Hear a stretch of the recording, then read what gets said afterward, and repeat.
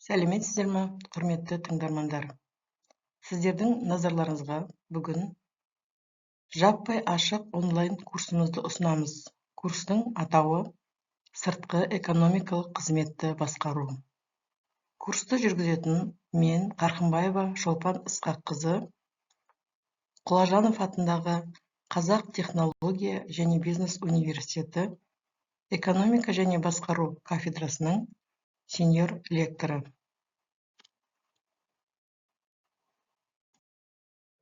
11-ші тақырып: халықаралық еңбек миграциясы.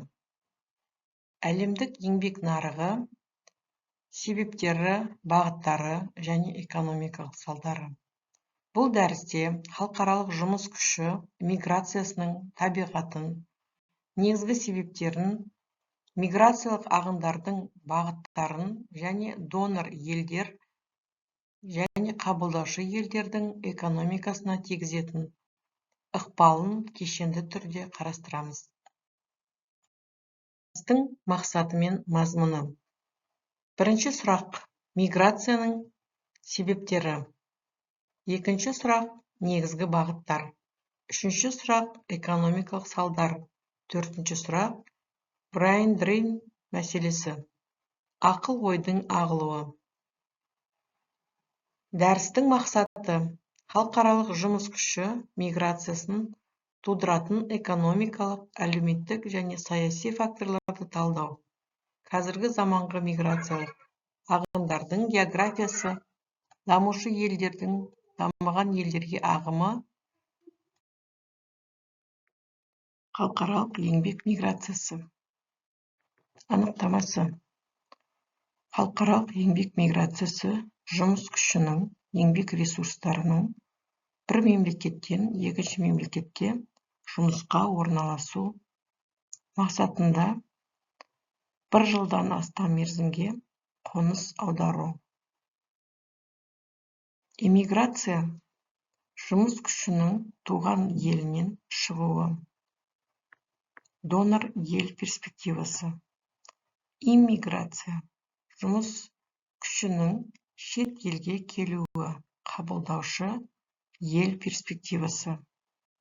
Ремиграция мигранттың туған еліне оралуы, дағдылар мен капиталмен бірге. Миграцияның себептері: итеруші және тартушы факторлар.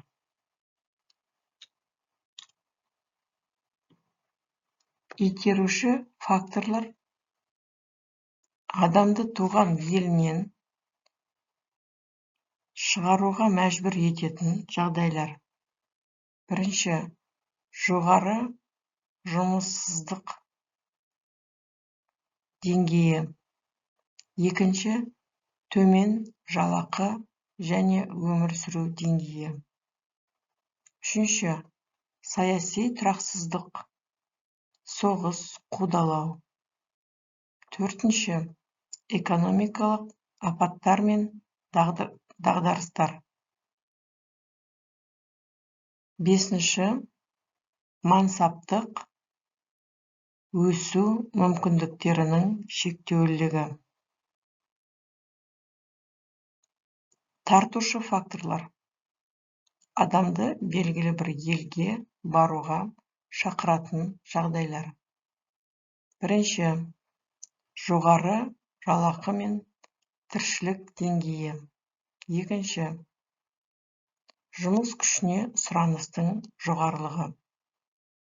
Үшінші: сапалы білім беру және медицина жүйесі. Төртінші: саяси тұрақтылық және құқықтық қорғаныш. Бесінші: мансаптық өсу мен кәсіби даму мүмкіндіктері.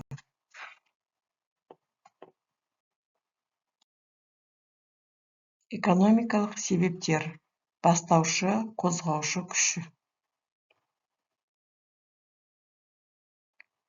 3-5 есе жалақы айырмашылығы. Дамыған және дамушы елдерге елдердегі бірдей жұмыс үшін еңбекақы айырмашылығы 3-5 есеге жетуі мүмкін. 281 миллион дүниежүзілік мигранттар бұқаралық ұлттық ұйымдардың деректері бойынша жаһандық мигранттар саны жер бетіндегі жалпы халықтың 6%. $680 ақша аударымы мигранттардың жыл сайын туған елдеріне жіберетін жалпы ақша аударының мөлшері.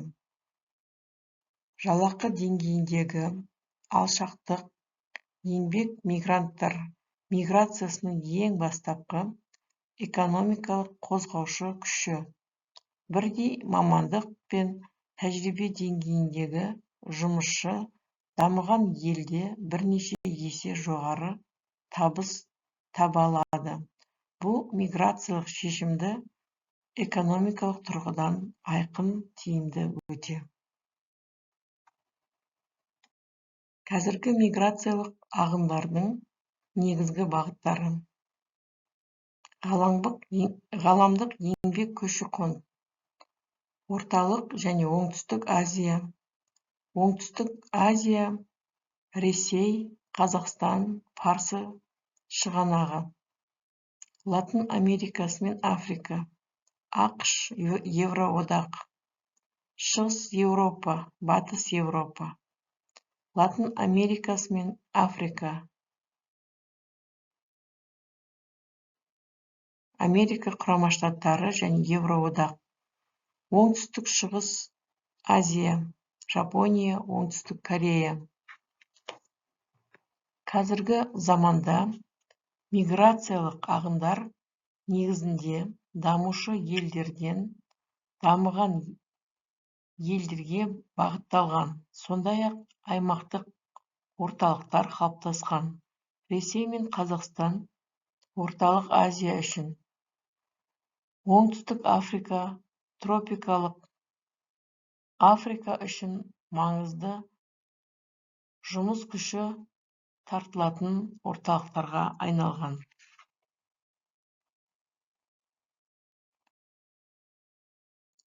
Парсы шығанағы елдері. Сауд Арабиясы, Катар, Оңтүстік және Оңтүстік Шығыс Азия. Миллиондаған мигрантты тартатын ірі орталықтар. Мұнай кірісімен қаржыландыратын ірі инфрақұрылымдық жобалар жұмыс күшіне тұрақты сұраныс қалыптастырады. Америка құрама штаттары және Канада. Латын Америкасы, Азия және Африкадан жоғары білікті мамандар және арзан жұмыс күшін тартатын дәстүрлі иммиграция орталықтары. H-1B визасы бағдарламасы IT, медицина және инженерлік салалардағы таланттарды қабылдайды. Еуропа одағы. Шенген аймағы Еуропа одағы ішіндегі еркін қозғалысты қамтамасыз етеді. Германия, Франция, Испания, Солтүстік Африка, Шығыс Еуропа және таяу шығыстан жұмыс күшін белсенді қабылдайды.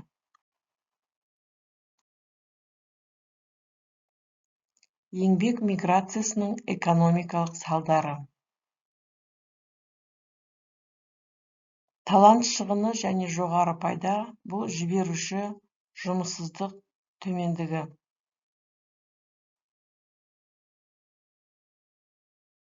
Жоғары пайда және жоғары сұраныс қабылдаушы арзан еңбек күшін алады. Жоғары сұраныс және теріс қысым бұл жіберуші ремитенциялар және табыс, теріс қысым мен талант шығыны, қабылдаушы қызмет көрсету мен инфрақұрылымға қысым. Еңбек миграциясы екі жүзді қылыш. Ол бір мезгілде жіберуші елдерге де, қабылдаушы елдерге де оң және теріс әсерін тигізеді. Мемлекеттік мигранттар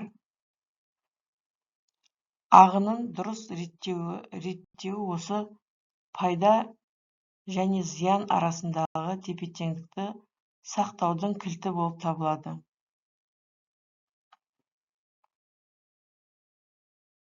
Қабылдаушы елдер үшін артықшылықтар мен қиындықтар.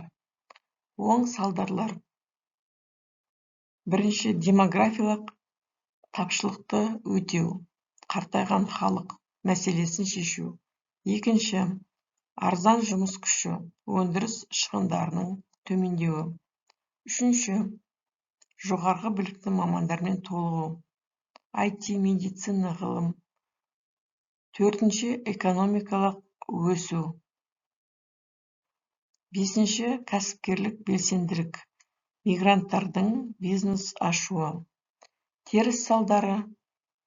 Бұл бірінші, әлеуметтік инфрақұрылымға, мектеп, аурухана қосымша жүктеме. Екінші, жергілікті жұмыссыздықтың артуы. Бәсекелестік күшею. Үшінші, этикалық және мәдени қақтығыстар күші, қаупі.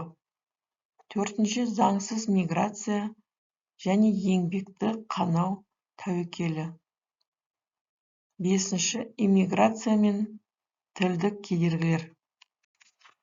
Бұл қабылдаушы елдер үшін артықшылықтар мен қиындықтары. Донор елдер үшін екі жақты әсер. Бірінші, ақша аударымдары. Екінші, жұмыссыздықтың азаюы. Үшінші, дағдылар мен тәжірибенің оралуы. Төртінші, интеллектуалдық әлеуеттің жоғалуы. Ақша аударымдары. Мигранттардың туған елдеріне жіберетін валюталық аударымдары кейбір дамушы елдер үшін 20-40 есені құрайды. Тәжікстан, Непал, Молдова сияқты елдер үшін бұл ең маңызды сыртқы кіріс көзі. Дағдылар мен тәжірибенің оралуы. Реиммигранттар шетелде алған білімдер мен тәжірибелерін, кейде капиталын да туған еліне алып оралады. Бұл брейдинг немесе ақыл ойдың ағуы деп танылады. Жұмыссыздықтың азаюы. Белсенді жұмыс күшінің бір бөлігінің кетуі одандық еңбек нарығындағы қысымды азайтады. Жалақы деңгейін арттыруға жағдай жасауы мүмкін. Төртінші, интеллектуалдық әлеуеттің жоғалуы. Жоғары білікті, белсенді және жасы ортадан төмен мамандардың кетуі донор елдің инновациялық және ғылыми дамуына теріс ықпал етеді.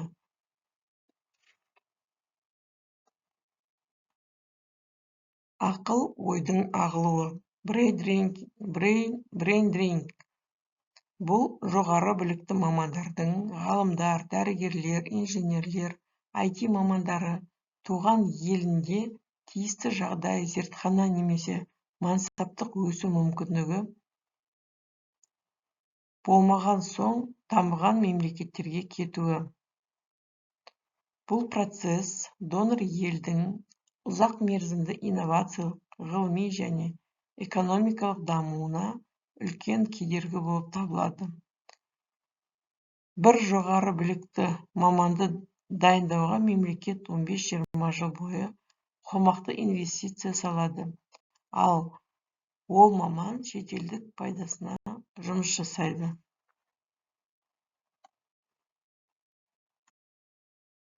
Ақыл ойдың ағылуына шешім жолдары. Бәсекелі жалақы саясаты біріншіден. Екіншіден, ғылыми инфрақұрылымды дамыту. Үшіншіден, диаспорамен байланысты нығайту. Төртінші, мемлекеттік бағдарламалар. Бәсекелі жалақы саясаты бұл жоғары білікті мамандарға нарықтық бәсекелес еңбекақы, бонус және жеңілдіктер ұсыну. Мигранттар ынтасын азайтудың негізгі тетігі. Ғылыми инфрақұрылымды дамыту. Заманауи зертханалар, ғылыми гранттар және халықаралық ынтымақтастық бағдарламалары. Мамандарды елде ұстаудың және шетелдегілерді қайтарудың тиімді жолы. Бұл ғылыми инфрақұрылымды дамыту. Диаспорамен байланысты нығайту. Шетелдегі мамандарды адами капитал желісі ретінде пайдалану. Инвестиция, трансфер, технология және қашықтықтан ынтымақтастық арқылы ақыл ойдың ағуын осы модельді қолдану. Төртінші, мемлекеттік бағдарламалар. Болашақ типтес стипендиялық бағдарламалар, оралман мамандарға арналған жеңілдіктер және кері иммиграцияны ынталандыру жүйесі.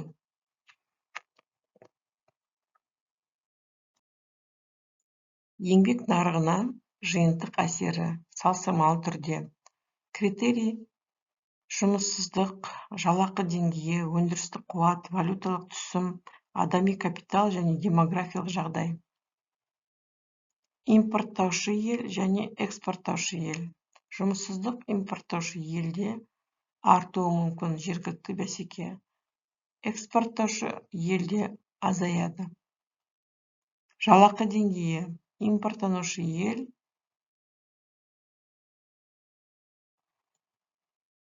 жалақы деңгейі төмендеуі мүмкін, ұсыныс өседі, және экспорттаушы елде артуы мүмкін, ұсыныс азаяды. Адами капитал келесі критерий. Импорттаушы елге бұл байиды, экспорттаушы ел жоғалуы мүмкін.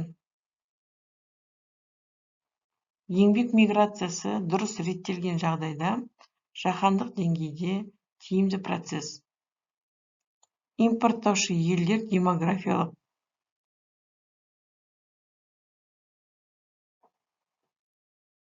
алшақтықтарын жапса, сонда экспорттаушы елдер қаржылық капитал мен жаңа дағдыларға ие болады. Бақылау сұрақтары.